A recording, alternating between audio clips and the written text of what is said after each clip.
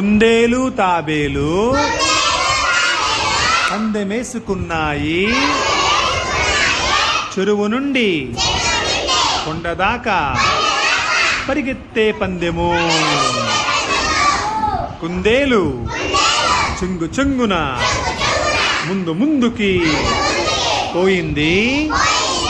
దారిలోన చల్లనైన చెట్టు నీడన చేరింది.